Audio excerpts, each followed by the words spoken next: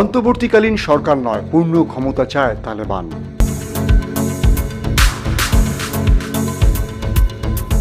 তালেবান কাবুল দখলের পর দেশ ছেড়ে কেন পালালেন আশরাফ ঘানি?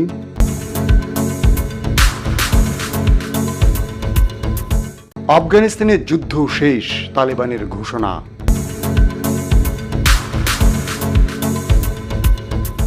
প্রেসিডেন্টের পর এবার দেশ ছাড়লেন আফগান ভাইস প্রেসিডেন্ট।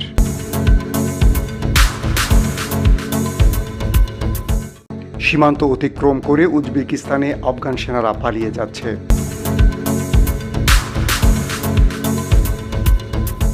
আফগান ইস্যুতে কি বলছেন বিশ্ব নেতারা?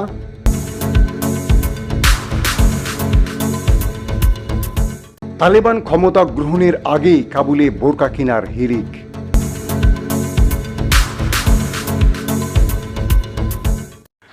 আসসালামু আলাইকুম প্রিয় দর্শক, সবাইকে স্বাগত জানাচ্ছি মাসুম মাহবুব। প্রিয় দর্শক, আজকেও থাকছে আন্তর্জাতিক বিশ্বের বেশ কিছু গুরুত্বপূর্ণ তথ্য। আশা করি পুরো ভিডিওতে আমাদের সঙ্গেই থাকবেন।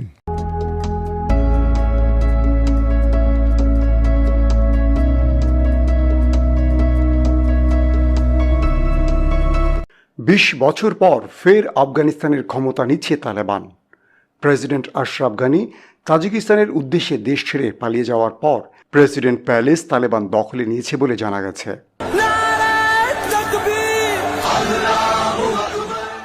দেশের জনগণকে এমন হুমকির মধ্যে ফেলে দেশ ত্যাগের কারণ জানিয়েছেন আফগান প্রেসিডেন্ট আশরাফ ঘানি।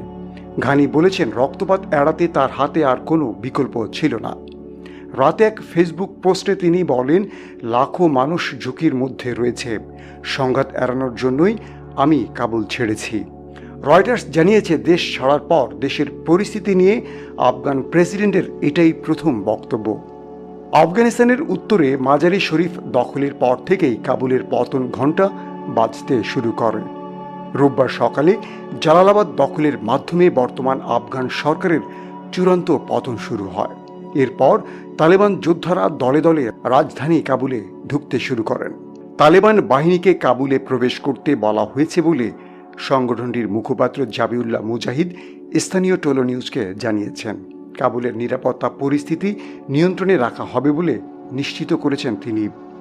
আফগান প্রেসিডেন্ট প্যালেস এক টুইট বার্তা জানিয়েছে, কাবুলের বিভিন্ন স্থান থেকে গোলাগুলির শব্দ শোনা যাচ্ছে।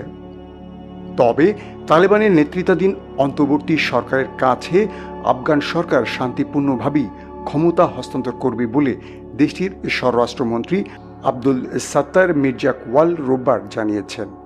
স্থানীয় টোলো টিভিতে প্রচারিত এক ভিডিও বার্তায় মির্জাকওয়াল জানিয়েছেন, আফগান জনগণের উদ্বিগ্ন হওয়ার কারণ নেই, রাজধানীতে কোনো হামলা হবে না, শান্তিপূর্ণভাবে ক্ষমতা হস্তান্তর করা হবে।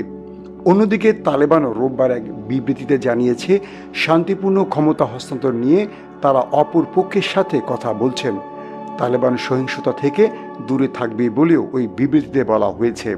এরপর শান্তিপূর্ণ ক্ষমতা হস্তান্তরের বিষয়ে তালেবানের সমঝোতার আলোচনা চলার মধ্যেই বিকেলে জ্যেষ্ঠ সহযোগীদের নিয়ে তাজিকিস্তানের উদ্দেশ্যে দেশ ছেড়ে পালিয়ে যান আশরাফ ঘানি।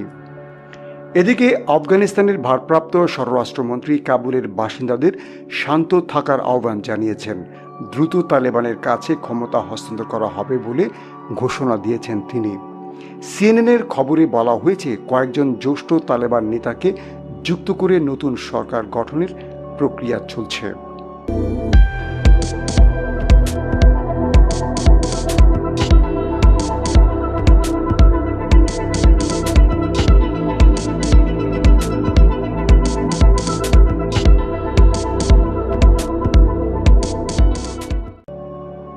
আফগান প্রেসিডেন্টের পর দেশ ছাড়লেন ভাইস প্রেসিডেন্ট আমরুল্লাহ সালেহ। এ খবর জানিয়েছে ব্রিটিশ গণমাধ্যম বিবিসি। তবে তিনি কোন দেশের দিকে যাচ্ছেন তা জানা যায়নি। এর আগে প্রেসিডেন্ট আশরাফ ঘানি দেশ ছেড়ে তাজিকিস্তানে পালিয়ে গেছেন বলে বিভিন্ন গণমাধ্যম জানিয়েছে। তবে রাষ্ট্রপতির কার্যালয় বলছে, নিরাপত্তার কারণে আশরাফ ঘানির চলাচল সম্পর্কে কিছু বলা যাচ্ছে না। এদিকে রাজধানী কাবুলে প্রবেশ করা তালেবানের একজন প্রতিনিধি আগে জানিয়েছেন, দলটি ঘানির অবস্থান সম্পর্কে খোঁজ নিচ্ছে।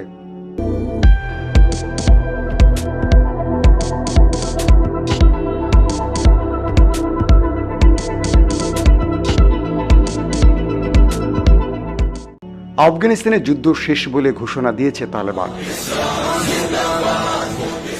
দেশটির রাজধানী কাবুলে প্রেসিডেন্সিয়াল প্যালেস দখল এবং প্রেসিডেন্ট আশরাফ ঘানির দেশত্যাগের মধ্য দিয়ে যুদ্ধের সমাপ্তি হয়েছে।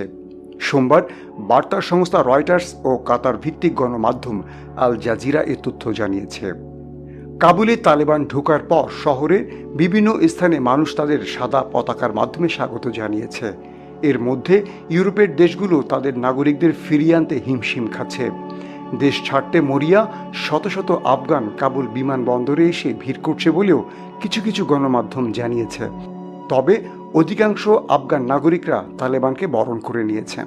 এমন পরিস্থিতিতে তালেবানের রাজনৈতিক শাখার মুখপাত্র মোহাম্মদ নাইম আল জাজিরাকে বলেন, তালেবান বিচ্ছিন্ন হয়ে থাকতে চায় না।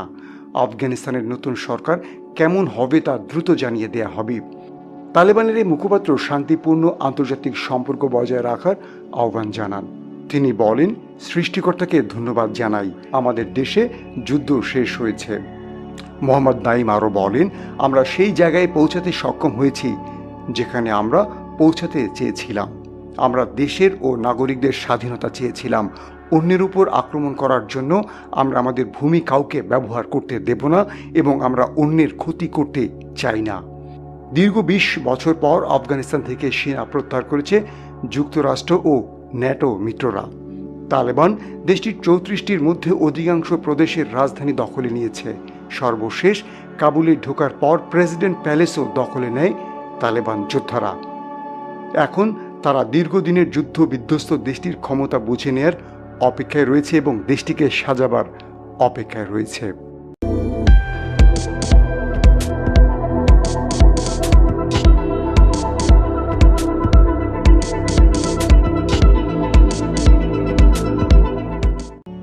ঘণ্টায় ঘণ্টায় নাটকীয় পরিবর্তন ঘটছে আফগানিস্তানে।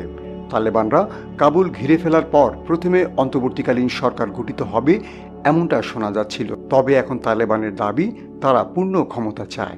এরই মধ্যে দেশটির প্রেসিডেন্সিয়াল প্যালেস দখলে নিয়েছে তালেবান। এদিকে আফগানিস্তানের পরিস্থিতি আলোচনার জন্য রাশিয়া জাতিসংঘ নিরাপত্তা পরিষদের একটি জরুরি বৈঠক ডাকার পরিকল্পনা করছে। ইউরোপীয় ইউনিয়নের একজন মুখপাত্র বিবিসিকে বলেছেন, আফগানিস্তানে মানবাধিকার লঙ্ঘন হচ্ছে কিনা এবং নারীর অধিকার মেনে চলা হচ্ছে কিনা তার উপর নির্ভর করবে মানবিক সহায়তা অব্যাহত রাখা হবে কিনা।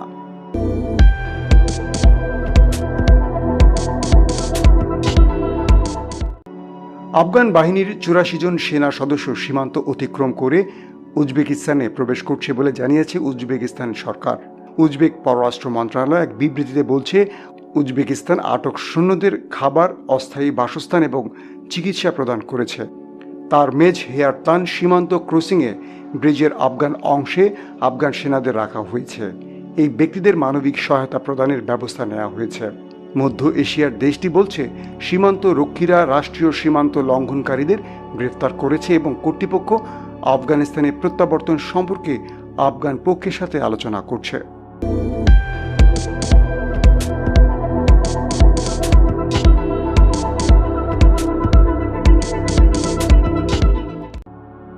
মার্কিন প্রেসিডেন্ট জো বাইডেন বলেছেন, আফগানিস্তানের সামরিক বাহিনী যদি দেশটির নিরাপত্তা নিয়ন্ত্রণ না রাখতে পারে তাহলে আমেরিকান সৈন্যরা 1 বছর কিংবা 5 বছর থাকলে তাতে কোনো যায় আসবে না। এক বিবৃতিতে প্রেসিডেন্ট বাইডেন বলেছেন, একটা দেশের মধ্যে এভাবে মার্কিন সৈন্যর অবস্থান আমার কাছে গ্রহণযোগ্য নয়। রুশ পররাষ্ট্র মন্ত্রণালয়ের মুখপাত্র জামির কাবলুভ জানিয়েছেন, আফগানিস্তান ইস্যুতে জাতিসংঘের নিরাপত্তা পরিষদের জরুরি বৈঠকের বিষয়ে অন্যান্য দেশের সঙ্গে আলোচনা চলছে। ভারতের পররাষ্ট্র মন্ত্রণালয়ের কর্মকর্তারা জানান, দিল্লি কাবুলের দূতাবাস বন্ধ রাখবে না, তবে দূতাবাস খালি করার কাজ চলছে। ব্রিটেনের প্রধানমন্ত্রী বরিস জনসন আফগানিস্তান নিয়ে আলোচনার জন্য পার্লামেন্টের অধিবেশন ডাকার পরিকল্পনা করছেন। ক্যাথলিক ধর্মগুরু পোপ ফ্রান্সিস আফগানিস্তানে শান্তিপূর্ণ সমঝোতার জন্য আহ্বান জানিয়েছেন।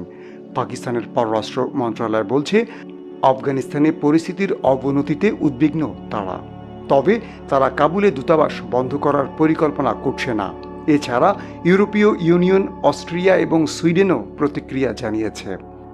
ব্রিটিশ প্রধানমন্ত্রী বরিস জনসন বললেন, পরিস্থিতি ক্রমশ খারাপের দিকে যাচ্ছে। বিশ্বের শক্তিশালী দেশগুলোকে এখনই একতাবদ্ধ হয়ে কাজ করতে হবে এবং কোনো চুক্তি ছাড়া আফগানিস্তানে গঠিত কোনো সরকারকে স্বীকৃতি দেয়া যাবে না।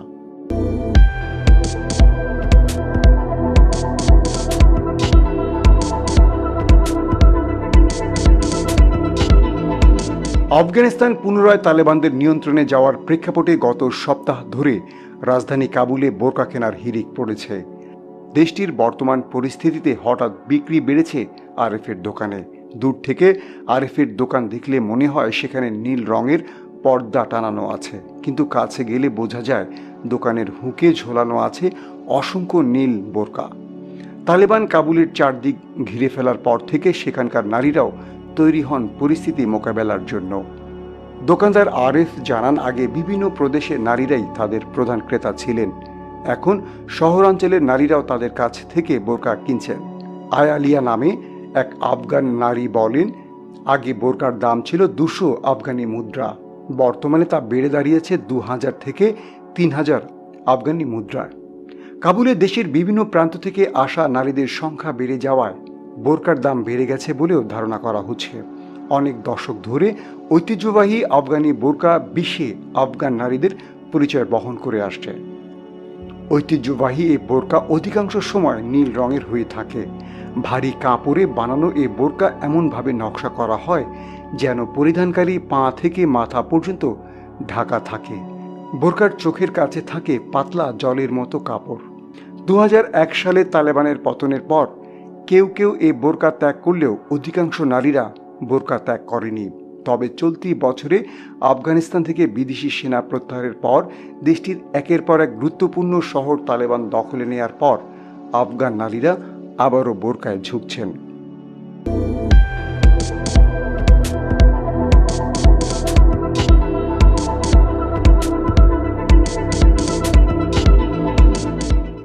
প্রিয় দর্শক, আফগানিস্তানের বর্তমান পরিস্থিতি নিয়ে বাংলাদেশ সময় আজ রাত 9টায় ওপেন দ্য আইসে একটি লাইভ অনুষ্ঠান থাকছে আপনাদের জন্য। আশা করি সেই লাইভে অংশ নিয়ে জানবেন আফগানিস্তানের বর্তমান পরিস্থিতির সর্বশেষ খবর। আজ এখানে শেষ করছি। প্রত্যেকে ভালো থাকবেন। আল্লাহ হাফেজ।